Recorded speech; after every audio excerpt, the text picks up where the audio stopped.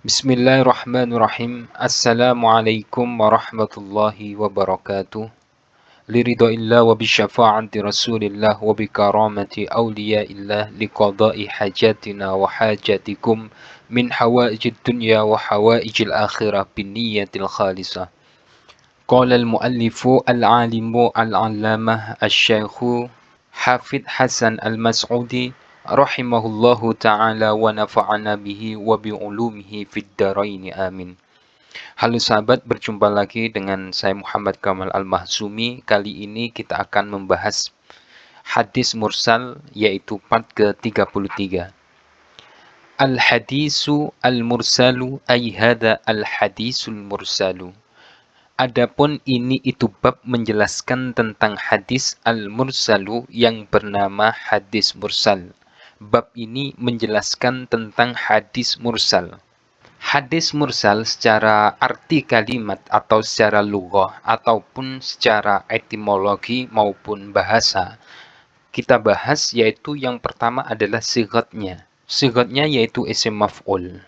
Makna berlaku kata mursalun ini adalah atlaqo yang bermakna melepaskan atau terlepas. Karena biasanya kata mursalun sendiri adalah dari fi'il madhi arsala yang mengikuti wazan af'ala, sedangkan adapun mujarradnya atau sebelum kalimat mursalun ini ada tambahan hamzah qata atau mujarradnya, dia adalah dari kata rosala atau kirim atau utusan atau sesuatu yang terlepas. Nah, mursalun di sini memiliki makna atlaqo yang artinya terlepas ya, sahabat. Kemudian makna tasrifnya dari kata mursalun ini sendiri adalah arsala yursilu irsalan wa mursalan mursilun mursalun arsil la tursil mursalun mursalun. Dia mengikuti wazan af'ala yuf'ilu if'alan wa muf'alan muf'ilun muf'alun af'il la tuf'il muf'alun muf'alun.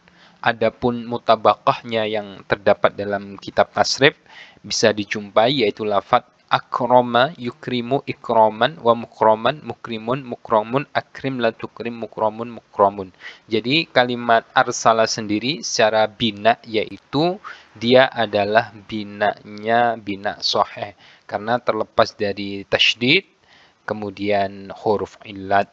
Kemudian para sahabat, kalimat mursalun ini dalam tasrif yaitu mengikuti bab pertama sulasi mazid. Ya, berarti dia sulasi mazid rubai dengan menambahkan hamzah qata di awal kalimat. Jadi sudah jelas ya sahabat, kata mursalun sendiri intinya adalah bimakna atlaqo atau yang bermakna melepaskan. Kita lanjutkan. Hadis mursal menurut istilah atau terminologi. Huwa ma rafa'ahu at-tabi'iyyu walau hukman ilan nabi sallallahu alaihi wasallam.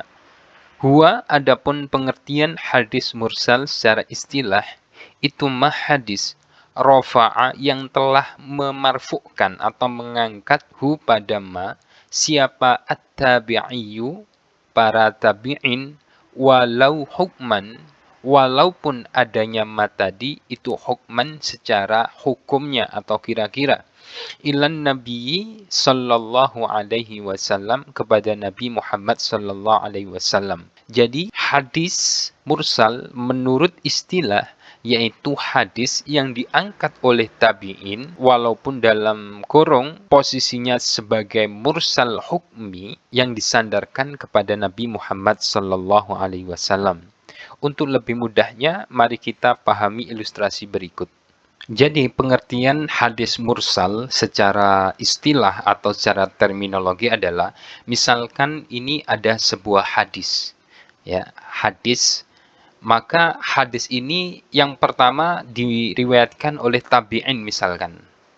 Kemudian tabi'in ini seharusnya secara mutabaqah dia mendapatkan dari sahabat.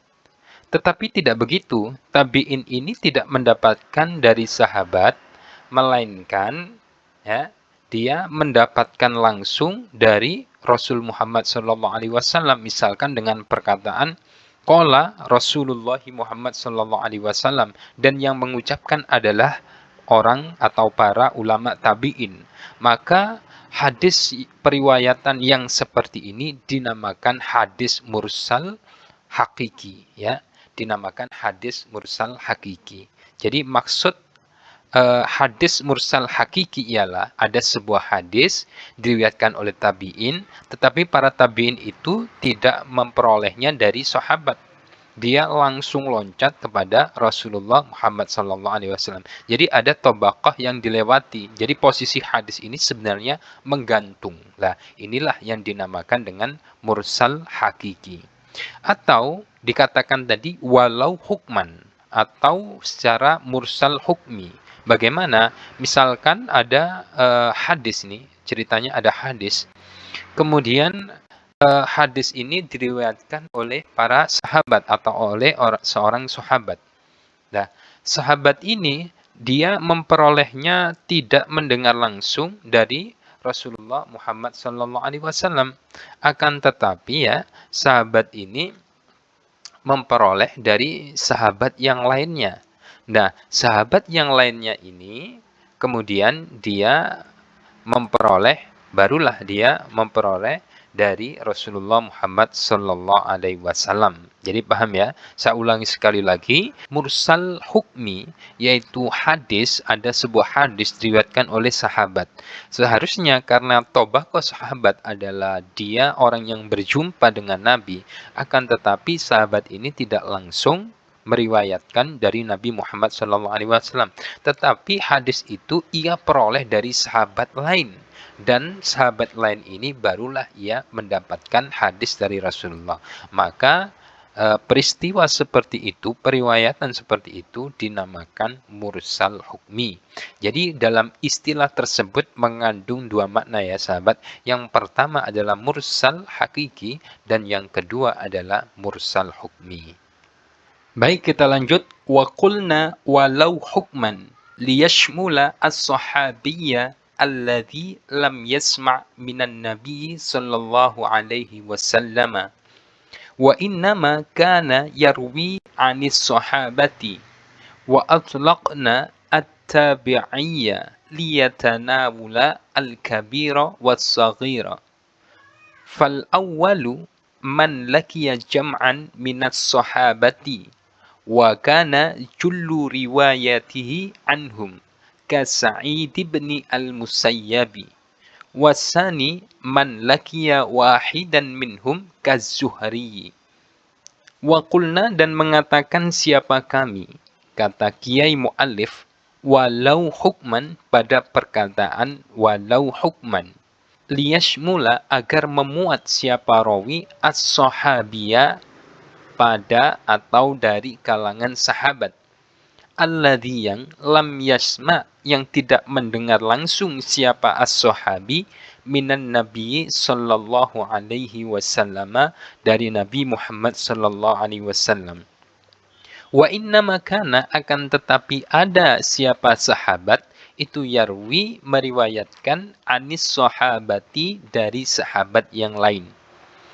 Wa atlaqna, dan mengucapkan siapa kami, at-tabi'iyya, pada lafaz at-tabi'i, liyatanawala, supaya memuat atau liyatanawala, supaya memperoleh, al-kabira, pada tabi'in besar, was-saghira, dan tabi'in kecil.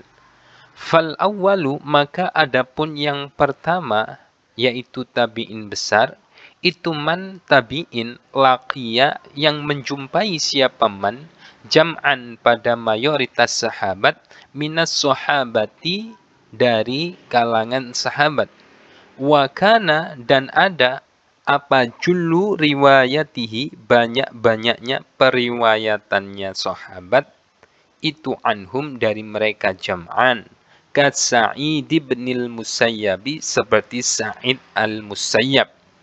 Wasani, adapun yang kedua, yaitu tabi'in saghir, itu man tabi'in laqiya, yang menjumpai siapa man, wahidan, pada seorang, minhum, dari antara mereka sahabat, ka-Zuhri, seperti Imam Az-Zuhri.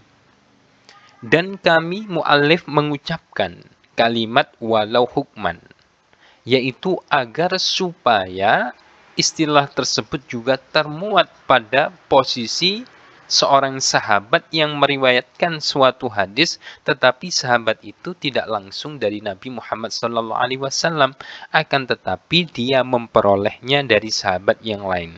Begitupun kami mengucapkan pada istilah at-tabi'i, supaya memuat antara tabi'in besar dan tabi'in kecil. Maka yang pertama atau tabi'in besar, yaitu seorang tabi'in yang berjumpa dengan mayoritas sahabat, maka mereka adalah paling banyak-banyaknya meriwayatkan hadis dari sahabat, seperti Sa'id bin al-Musayyab. Dan adapun yang kedua yang dimaksud tabi'in shaghir, yaitu seorang tabi'in yang berjumpa hanya pada salah satu saja seorang dari sahabat, seperti Imam Az-Zuhri. Ini ada sebuah hadis ya sahabat, mari kita contohkan biar lebih mudah. An Ibni Ishaqin sa'ala rajulul al-Bara'i wa ana asma'u. Asyhada Aliun Badran qala baraza wa dhahara. Dari Ibnu Ishaq, seseorang dari Bara' berkata, saya mendengar bahwa ada perkataan, apakah Ali telah syahid pada perang Badar? Kemudian Rasulullah menjawab, justru Ali telah tampak dan terlihat. Lah, hadis ini adalah riwayat dari sahabat. Jadi perlu diketahui bahwa Ibnu Ishaq adalah seorang sahabat. Kemudian Ibnu Ishaq ini perkataan tersebut atau perkataan Nabi Baraza wa dhahara, dia tidak mendapatkan langsung dari Rasul Muhammad SAW, tetapi dia mendapatkan hadis tersebut dari sahabat yang lain. Barulah sahabat ini mendapatkan hadis tersebut dari Rasulullah Muhammad SAW. Maka hukum daripada hadis ini adalah mursal hukmi atau mursal sahabi. Jadi mursal hukmi sama dengan atau sama yaitu dengan mursal sahabi. Istilah lain dari mursal hukmi adalah mursal sahabi. Lalu yang kedua ada mursal tabi'in atau mursal hakiki. Sebagai ilustrasi agar mudah dipahami, mari kita perhatikan berikut ini. Sebelum kita memberikan contoh tentang mursal hakiki atau mursal tabi'i, perlu dipahami bahwa tabi'in ini terbagi menjadi dua. Yang pertama ada tabi'in kabir atau sama dengan tabi'in besar. Dan yang kedua ada tabi'in shaghir atau tabi'in kecil. Lah, siapakah tabi'in besar? Tabi'in besar adalah yaitu seseorang tabi'in atau hidup yang pada zaman atau tobaqoh para tabi'in. Dia sempat menjumpai mayoritas sahabat ya. Dia sempat menjumpai mayoritas sahabat. Jadi tabi'in yang di fase awal. Seperti Qais bin Sa'ad bin Abdullah. Nah, Qais bin Sa'ad bin Abdullah ini termasuk adalah tabi'in besar. Dan ada juga Sa'id bin al-Musayyab seperti yang diterangkan di dalam kitab. Dan yang kedua ada tabi'in shaghir atau tabi'in kecil. Siapa sih mereka tabi'in shaghir atau kecil? Yaitu orang tabi'in yang hidup pada fase tabi'in, dia mendapati kematian sahabat yang paling akhir. Maka dikatakan dalam kitab tadi adalah orang yang hanya mendapati satu orang atau salah satu lah. Seperti Imam Az-Zuhri, dan ada juga yaitu Khalaf bin Khalifah, yang dimana beliau yang Khalaf bin Khalifah ini adalah hidup pada masa pemerintahan Harun ar-Rasyid. Tetapi Khalaf bin Khalifah ini ia sempat berjumpa dengan Tufail, yaitu seorang sahabat yang paling akhir wafatnya. Jadi sudah dipahami ya sahabat bahwa tabi'in ini terbagi dua, yaitu fase tabi'in kabir dan fase tabi'in shaghir. Adapun hadis mursal hakiki atau mursal tabi'i, yaitu hadis yang diriwayatkan oleh tabi'in, dia mendapatkannya langsung dari Rasulullah, tidak dari sahabat terlebih dahulu. Seperti hadis berikut, an Ayyubi anil Qasim bin Rabi'ati anna Rasulullah sallallahu alaihi wasallam khataba yaumal fathi, hadis mursal. Ayyub ini adalah seorang tabi'in, ya, seorang tabi'in. Dia mendapatkan hadis dari Qasim bin Rabi'ah, di mana Qasim bin Rabi'ah sendiri juga seorang tabi'in. Jadi Ayub seorang tabi'in, Qasim bin Rabi'ah seorang tabi'in, Qasim bin Rabi'ah ini dia tidak mendapatkan informasi tersebut dari sahabat. Akan tetapi dia langsung mendapatkan tersebut seolah-olah dari Rasulullah Muhammad SAW. Berarti di sini periwayatan seorang tabi'in melewati satu tabaqah, yaitu fase sahabat. Ya, maka inilah dinamakan mursal atau terlepas atau menggantung. Ya. Maka hadis ini hukumnya adalah mursal hakiki atau mursal tabi'i. Dan perlu diketahui ya sahabat bahwa Qasim bin Rabi'ah adalah seorang tabi'in. Akan tetapi dia meriwayatkannya langsung dari Nabi Muhammad SAW. Selanjutnya, wa ammal ihtijaju bil mursali fa fihi aqwalun. Wal mukhtaru inda ba'dil ulama'i qabulu mursalis sahabiyyi ijma'an. Wa mursalu ahlil qarni as-sani was-salisi inda Abi Hanifata wa Malikin mutlaqan. Wa ammal ihtijaju, adapun mengambil hujjah bil mursali dengan berpegangan kepada hadis mursal, fafihi maka itu di dalam ihtijaj bil mursal aqwalun, yaitu terdapat beberapa pendapat. Wal mukhtaru, adapun pendapat mukhtar yang dipilih, inda ba'dil ulama'i, di dalam menurut sebagian ulama, itu qabulu mursalis sahabi, yaitu diterimanya hadis mursal sahabi ijma'an, dengan kesepakatan jumhur ulama. Wa mursalu ahlil qarni as-sani, begitupun diterimanya hadis mursal di dalam tabaqah abad kedua. Wasalisi, dan para tabi'in yang hidup pada abad ketiga. Itu inda Abi Hanifah, di dalam menurut pendapatnya Imam Abu Hanifah, wa Malikin, dan pendapatnya Imam Malik, mutlaqan, diterima secara mutlak.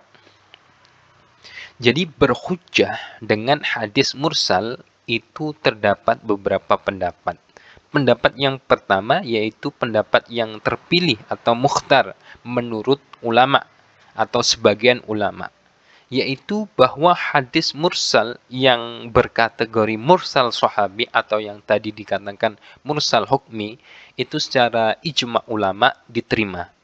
Dan mursal tabi'i yaitu pada abad kedua dan tabi'in pada abad ketiga itu juga diterima menurut Abu Hanifah dan Imam Malik, diterima secara mutlak. Baik, kita membahas tentang ihtijaj atau berhujjah dengan mengambil hadis mursal tersebut bagaimana. Yang pertama adalah ihtijaj bil mursal, mengambil hujjah dengan hadis mursal, tetapi di sini mursal sahabi. Maka bagaimana hukum mengambil hujjah mursal sahabi menurut para ulama? Yaitu hukumnya diterima, bahkan qabulul ijma', diterima secara ijma' atau kesepakatan ulama, ya, menurut jumhur ulama ini. Karena apa? Karena berhujjah dengan hadis mursal sahabi kenapa diterima? Alasannya adalah karena terindikasi kuat berdasarkan mendengar Nabi Muhammad SAW. Seperti yang tadi dikatakan bahwa mursal sahabi adalah hadis yang diriwayatkan oleh para sahabat.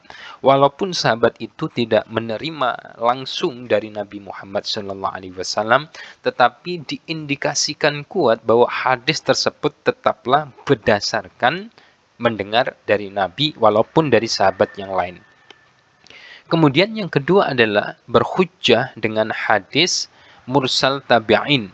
Nah, maka bagaimana berhujjah dengan hadis mursal tabi'in? Maka ini ketika diriwayatkan oleh tabi'in abad yang kedua maupun abad yang ketiga, maka hukumnya adalah qabulul mutlak atau diterima secara mutlak. Nah, ini menurut Imam Hanafi dan Imam Malik. Alasannya apa? Yang pertama adalah Karena pada abad kedua adalah generasi orang tabi'in yang tidak diragukan lagi kesikoannya, ya, seperti Ibnu Al-Musayyab. Siapa yang meragukan Ibnu Al-Musayyab? Beliau adalah salah satu di antara tabi'in abad kedua yang meriwayatkan banyak hadis. Begitupun seperti Asy-Sya'bi dan ada Hasan Al-Basri. Nah, alasan yang kedua, ya, adapun abad ketiga hukumnya juga diterima. Karena apa? Karena andaikan orang yang diriwayati hadis tidak adil, tentulah sanadnya terputus. Olehnya mereka tidak mungkin tidak adil. Jadi mereka ini adalah satu dari sekian periwayat hadis yang teruji kesikohannya. Yang terakhir, wa 'inda Syafi'i bi ahadi khamsati umurin ayyusnidahu ghairuhu au ayyursalahu akharun wa suyukhuhuma mukhtalifatun au ayya'dudahu qawlu sahabiyyin au ayya'dudahu qawlu aksaril ulama'i au ayyu'rafa annahu la yursalu illa an adlin.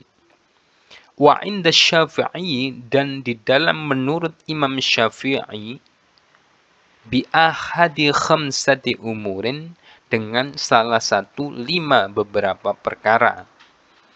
Ayyusnida, yaitu disandarkan hu pada hadis mursal apa ghairuhu selain hadis mursal tersebut.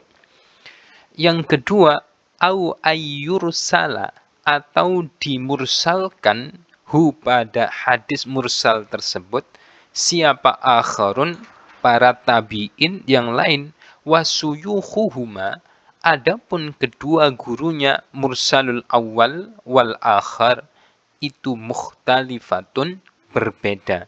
Yang ketiga, au ayya'dudahu, atau mengkuatkan hu pada hadis mursal apa qaulu sahabiyin, perkataan sahabat. Yang keempat, au ayya'dudahu, atau menguatkan hu pada hadis mursal apa qaulu aksaril ulama'i, perkataan banyak-banyaknya ulama. Yang terakhir atau kelima, au ayyu'rafa, atau bahwa diketahui apa annahu, sesungguhnya hadis mursal itu la yursalu, bukan hadis mursal, illa an adlin, kecuali riwayat dari orang yang adil. Adapun menurut Imam Syafi'i, hadis mursal hakiki atau mursal tabi'i itu bisa diterima dengan 5 syarat. Yang pertama adalah hadis mursal tersebut juga disandarkan pada hadis yang statusnya bukan mursal.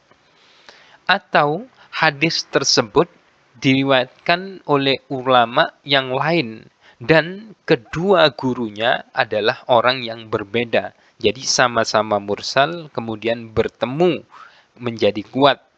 Atau yang ketiga, hadis mursal tersebut menguatkan qaul sahabi. Dan yang keempat adalah hadis mursal tersebut menguatkan perkataan jumhur atau mayoritas ulama. Dan yang terakhir atau kelima, hadis mursal tersebut diketahui bahwa tidaklah dimursalkan kecuali dari riwayat orang yang adil. Baik, yang terakhir adalah ihtijaj menurut Imam Syafi'i terhadap hadis mursal. Bagaimana ihtijaj atau mengambil hujjah dengan hadis mursal? Ya, menurut Imam Syafi'i, hukumnya adalah qabul atau diterima, ya. Hukumnya qabul atau diterima. Kenapa diterima? Yang pertama, dengan catatan terdapatnya hadis yang sama dalam riwayat ulama lain yang bersanad. Jadi dikuatkan dengan hadis lain yang hadis tersebut statusnya tidak mursal, akan tetapi setidaknya hasan atau sahih. Dan yang kedua, syarat yang kedua, adanya ulama lain yang meriwayatkan hadis mursal yang sama dengan guru yang di mana guru keduanya berbeda. Jadi ada hadis mursal 1, ada hadis mursal 2. Lah hadis mursalnya itu konteksnya atau qaulnya itu sama, tetapi dia keduanya ini memperoleh dari guru yang berbeda. Dan kemudian yang ketiga adalah untuk memperkuat qaul sahabi. Jadi fungsi daripada hadis mursal tersebut adalah jika dia bisa untuk memperkuat qaul sahabi maka qabul atau diterima. Dan yang keempat adalah untuk memperkuat pendapat mayoritas ulama, ya sepakat. Dan yang terakhir atau yang kelima bahwa sudah diketahui hadis mursal itu memang betul-betul dari perawi yang adil. Terima kasih. Wallahu a'lam bishawab. Apabila ada pertanyaan, silahkan dilemparkan di kolom komentar. Atau apabila ada kesalahan, silahkan didiskusikan di kolom komentar. Dari saya, wal afu minkum. Assalamualaikum warahmatullahi wabarakatuh.